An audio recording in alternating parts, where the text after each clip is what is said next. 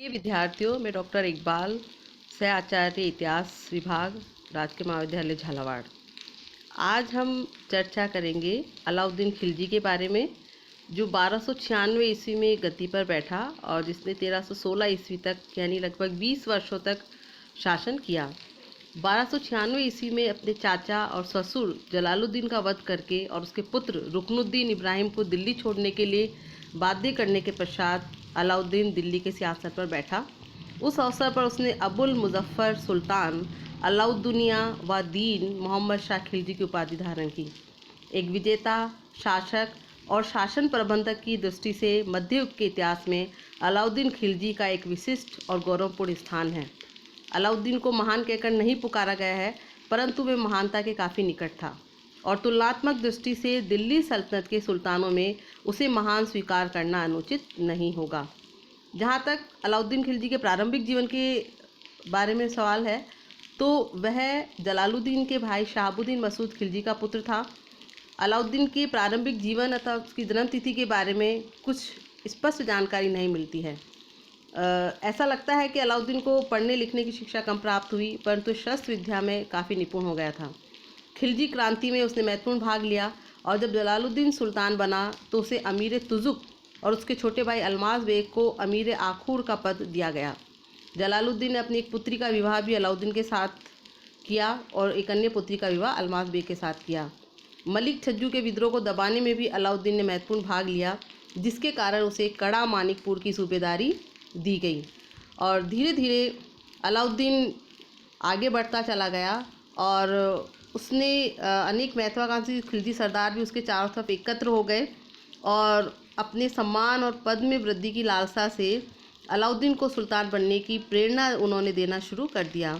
यह प्रेरणा अलाउद्दीन की मनोवृत्ति के अनुकूल भी थी और धीरे धीरे अलाउद्दीन के दिमाग में ये बात आती गई कि वो दिल्ली का सुल्तान बने और दक्षिण विजय ने उसकी महत्वाकांक्षा को और बढ़ाया और वहाँ से वो 1296 ईस्वी में जब उसने देवगिरी पर आक्रमण किया तो वहाँ से वह अतुल संपत्ति लूट कर लाया। इससे उसकी शक्ति और सम्मान में वृद्धि हुई और उसी वर्ष उसने षड्यंत्र के तहत अपने ससुर की हत्या कर दी। इस प्रकार अलाउद्दीन खिलजी एक महत्वाकांक्षी शासक था और उसने सत्ता षड्यंत्र में भाग लिया और अपना राज्याभिषेक उसने कराया और इस प्रकार अलाउद्दीन खिलजी की जो महत्वाकांक्षा थी उसके साम्राज्य विस्तार में उभर कर सामने आती है और बीए द्वितीय वर्ष में आपकी ये शामिल है कि खिलजी साम्राज्य का प्रसार उत्तर और दक्षिण भारत में, यानी अलाउद्दीन खिलजी ने उत्तर और दक्षिण भारत में अपना साम्राज्य का विस्तार किस प्रकार किया। तो आज हम बात करेंगे अलाउद्दीन खिलजी के द्वारा उत्तर भारत में साम्राज्य प्रसार की। तो अलाउद्दीन ने 21 अक्टूबर 1296 ईस्वी को विधिवत रूप से ताज ग्रहण किया, यानी वे गद्दी पर बैठा। सुल्तान अलाउद्दीन खिलजी एक अत्यधिक परिश्रमी तथा उत्साही सैनिक था और सामान्य व्यवहार बुद्धि तथा यथार्थवादिता उसमें प्रचुर मात्रा में विद्यमान थी। वह महत्वाकांक्षी था और शुरू में ही अपनी भावी महत्ता के लक्षण प्रकट कर चुका था। डॉक्टर ए एल श्रीवास्तव के अनुसार अलाउद्दीन की गणना दिल्ली के सिंहासन पर बैठने वाले उन शासकों में है जो अत्यधिक महत्वाकांक्षी हुए हैं।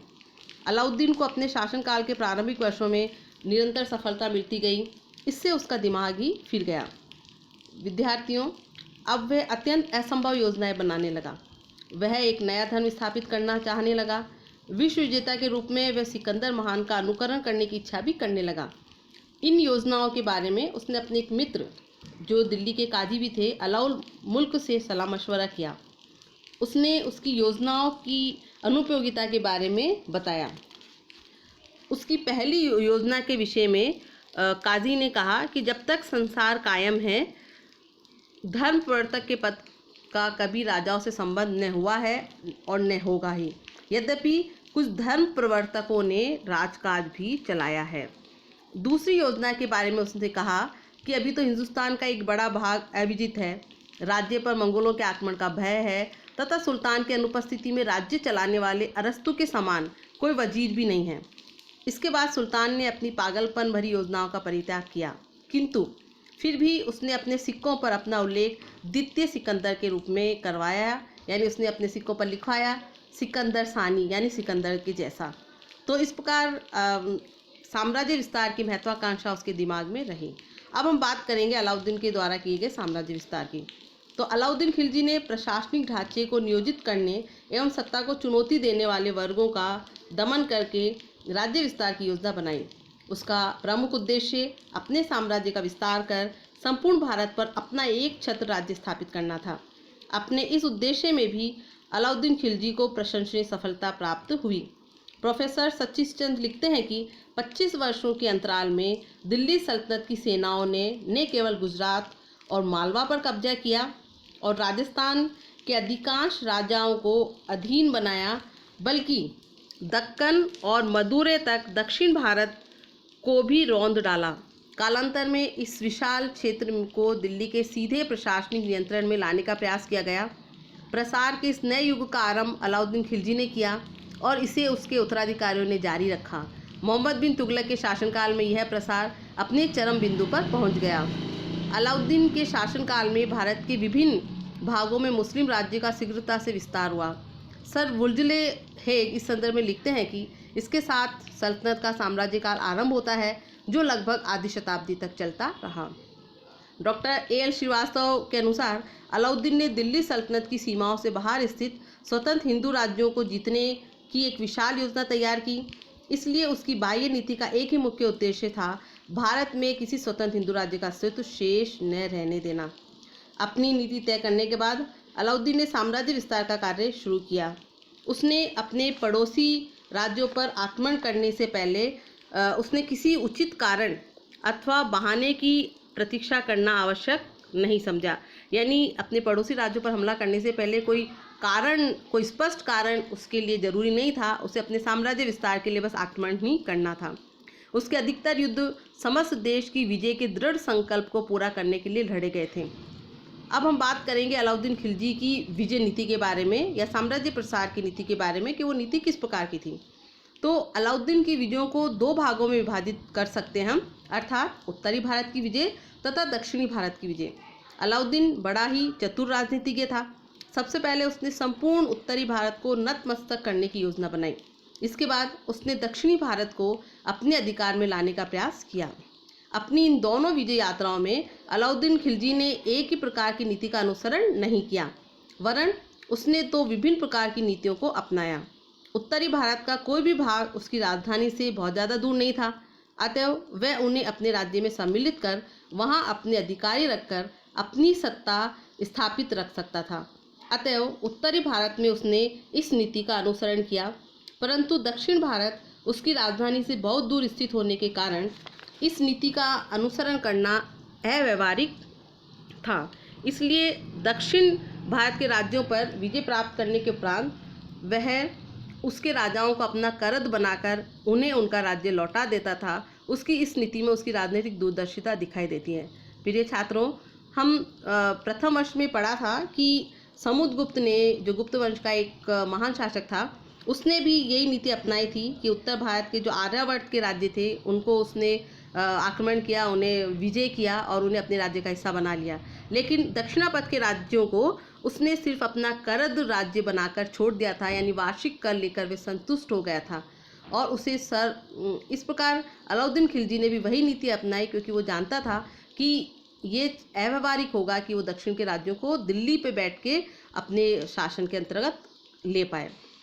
तो अब हम बात करेंगे उत्तर भारत के विजय अभियानों के बारे में। तो अलाउद्दीन ने सबसे पहले गुजरात पर आक्रमण किया, जो कि 1299 ईस्वी में किया गया। अलाउद्दीन का जो पहला सैन्य अभियान है गुजरात के खिलाफ हुआ। कई ऐसे ठोस कारण थे जिसकी वजह से तुर्क शासक मालवा और गुजरात पर अधिकार करना जरूरी समझ रहे थे। इसमें सबसे पहला कारण ये था कि ये क्षेत्र न केवल उपजाऊ और आबाद थे, बल्कि गुजरात हस्तशिल्प उत्पादन, विशेषकर साधारण और श्रेष्ठ दोनों प्रकार के वस्त्रों के उत्पादन का केंद्र था। दूसरा कारण था खंबात यानी केम्बे जैसे बंदरगाह ईरान, लाल सागर और अफ्रीकी देशों के साथ तथा दक्षिण पूर्वी एशिया के देशों और चीन के साथ भी लाभकारी व्यापार चला रहे थे। ये बंदरगाह गंगा की घाटी के माल के लिए भी निकासी के मार्ग थे। गुजरात के बंदरगाहों से होने वाले विदेशी व्यापार से यहाँ बहुत सा सोना चांदी आता था, जिसे इस क्षेत्र के शासकों ने जमा कर रखा था। तो ये भी अलाउद्दीन को गुजरात पर आक्रमण करने के लिए प्रोत्साहित कर रहा था। तीसरा कारण था दिल्ली के सुल्तानों के लिए गुजरात पर शासन स्थापित करने से उनकी सेनाओं के लिए घोड़ों की आपूर्ति पर बेहतर नियंत्रण स्थापित हो सकता था। मध्य और पश्चिम एशिया में चूंकि मंगोलों का उदय हो चुका था तथा दिल्ली के सुल्तानों से उनके संघर्ष के कारण इस क्षेत्र से दिल्ली के लिए अच्छे घोड़ों की आपूर्ति में कठिनाइयां आने लगी थीं। पश्चिमी बंदरगाहों से भारत में अरबी, इराकी और तुर्की घोड़ों का आयात 8वीं सदी से ही व्यापार का एक महत्वपूर्ण मद में शामिल था। और चूंकि उस समय सेना का एक महत्वपूर्ण अंग, खासतौर पर तुर्की सेना का अंग में घुड़सवारों की एक महत्वपूर्ण भूमिका रहती थी, तो उन्हें उन्नत नस्ल के घोड़े चाहिए थे, तो वो अब इस गुजरात के रास्ते से प्राप्त करना चाहते थे। चौथा कारण था, ऐसा भी माना जाता है कि इस अभियान के लिए गुजरात के शासक रायकर्ण बघेला के मंत्री माधव ने अलाउद्दीन को आमंत्रित किया था। संभवतः उसकी पत्नी को राजा ने जबरन उठवा लिया था। गुजरात पर हमले के लिए अलाउद्दीन से उसने संपर्क किया था और उसकी सहायता भी की थी। एक अन्य कारण ये भी है कि गुजरात पर अधिकार कर लेने पर दक्षिणी अभियानों के लिए अत्यंत अनुकूल स्थितियां हो सकती थी। उपर्युक्त कारणों से अलाउद्दीन ने गुजरात के खिलाफ अभियान किया। शाही सेना ने 24 फरवरी 1299 ईस्वी को उलूग खां व नुसरत खां के संयुक्त कमान में राजस्थान होते हुए गुजरात की ओर प्रस्थान किया। रास्ते में उसने जैसलमेर पर धावा बोलकर कब्जा कर लिया। खिलजी सेना ने गुजरात की जो प्राचीन राजधानी थी अनहिलवाड़ को घेर लिया। इस आकस्मिक हमले से गुजरात का शासक भौचक्का रह गया और लड़े बगैर ही मैदान से भाग गया। रायकर्ण के पलायन कर जाने पर उसकी पत्नी कमला देवी को बंदी बना लिया गया तथा उसे अलाउद्दीन के हरम में दिल्ली भेज दिया गया। रायकर्ण और उसकी पुत्री देवल देवी ने देवगिरी के राजा रामचंद्र के यहाँ शरण ली। गुजरात के प्रमुख शहर तबाह कर दिए गए। राजधानी अनहिलवाड़ पर तुर्की सेना का अधिकार हो गया और लूट का बहुत सारा धन तुर्की सेना के हाथ लगा। इस विजय से उत्साहित होकर नुसरत खान ने खंबात पर आक्रमण किया, जो कि गुजरात का पड़ोसी राज्य था, और वहां के व्यापारियों से बलपूर्वक रत्नों के ढेर तथा बहुमूल्य वस्तुएं वसूल की। नुसरत खान ने खंबात के मुस्लिम सौदागरों को भी नहीं बख्शा, उन्हें भी लूटा गया।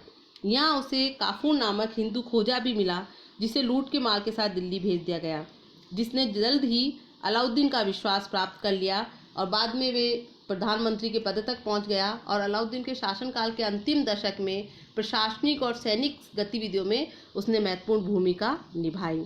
तो इस प्रकार अलाउद्दीन की उत्तर भारत में गुजरात विजय ने भूमिका तैयार की और उसके बाद उसने राजपूताना के अन्य राज्यों को जीतना शुरू किया, जिसकी चर्चा हम अपनी अगली वीडियो में करेंगे। धन्यवाद।